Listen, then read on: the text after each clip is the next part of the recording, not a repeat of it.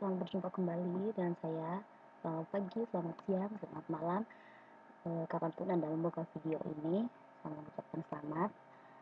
Di sini saya akan memperkenalkan nama saya. Nama saya yaitu Katarina Matilda Sarikada, sapaan biasa Rini.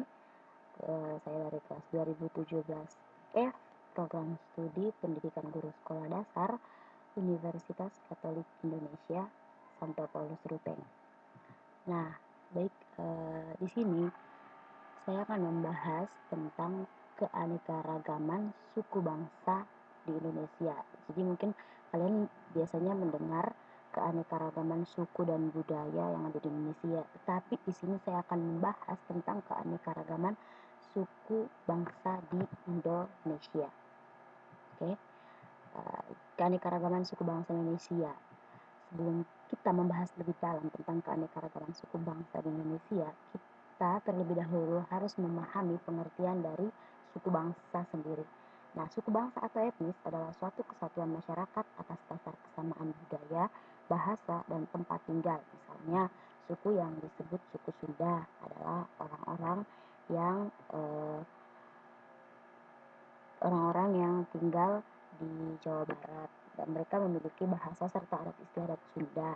Kemudian suku bangsa Rejang adalah orang-orang yang tinggal di Bengkulu dan berbahasa dan serta beradat istiadat Bengkulu.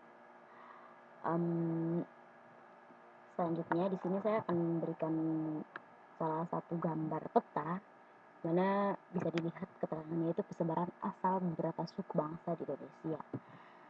Nah, kalian bisa lihat saya sudah memberikan penomoran pada satu daerah. Contohnya ini satu, yang satu ini. Nah, ini satu, dia merupakan letak dari suku Batak. Nah, yang kedua Minangkabau, yang ketiga Melayu, yang keempat Baduy.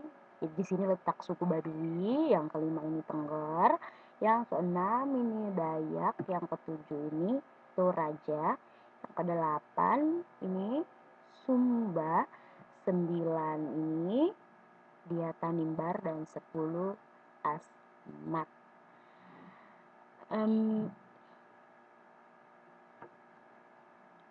Selanjutnya di sini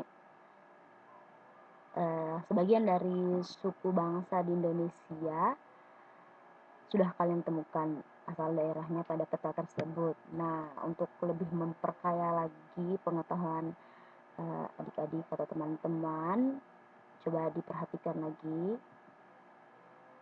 tabel persebaran suku bangsa Indonesia. Kalau tadi kan hanya 10, sekarang saya menunjukkan sekitar 30 daerah beserta suku bangsanya. Bisa diperhatikan baik-baik. Nah, kalau sekarang saya itu berada di Nusa Tenggara Timur dan suku saya suku Flores. Tentunya masih ada beberapa suku bangsa yang tidak tercantum pada tabel ini. Akan tetapi teman-teman bisa mencari informasi lebih dalam lagi terkait suku bangsa. Masih dalam satu daerah itu masih banyak suku yang belum saya sebutkan, belum saya buat juga peta atau tabelnya. Nah, di sini kita akan lanjut lagi, yaitu perilaku suku-suku bangsa itu dalam kehidupan sehari-hari. Ada yang sudah maju, baik dari segi pergaulan dengan masyarakat dari luar suku bangsanya sendiri ataupun dalam hak memanfaatkan teknologi modern. Akan tetapi, ada pula suku bangsa yang kehidupannya masih sederhana serta memegang teguh adat istiadat yang berlaku turun-temurun. Suku bangsa ini bersikap tertutup, mengucilkan diri, serta kurang terbuka menerima budaya dan suku lain. Mereka hidup dalam kesederhanaan. Ada kalanya mereka hidup tanpa memanfaatkan teknologi modern. Mungkin saya bisa berikan salah satu contohnya yang saya ketahui yaitu Wairebo, salah satu perkampungan Wairebo yang ada di Nusa Tenggara Timur, Manggarai Flores. Mungkin teman-teman bisa cari Wairebo. Di situ setahu saya mereka itu kurang memanfaatkan teknologi modern, bahkan listrik pun susah, dan kalau kita mau masuk dalam itu kita harus menempuh perjalanan sekitar 4 kilometer berjalan kaki. Dan di dalam itu kalau saya tidak salah membaca di sebuah artikel terkait perkampungan Wairebo itu, dia hanya memiliki 7 rumah utama yang disebut Mbaru Niang. Dan berdasarkan dari legenda masyarakatnya, nenek moyang mereka itu berasal dari Minangkabau atau Sumatera. Tetapi di sini, kalau kalian mencari terkait Wairebo ini sendiri, mereka itu masih memegang teguh adat istiadat yang berlaku secara turun-temurun. Mereka juga kurang menerima budaya atau suku lain. Jadi kalau kita masuk ke Wairebo ini, kita harus mengikuti adat istiadat dari budaya Wairebo ini, orang-orang di Wairebo ini. Mungkin kalian bisa cari lagi suku-suku yang masih kurang memanfaatkan teknologi modern, atau mereka itu masih suku-suku yang tertutup. Kalau untuk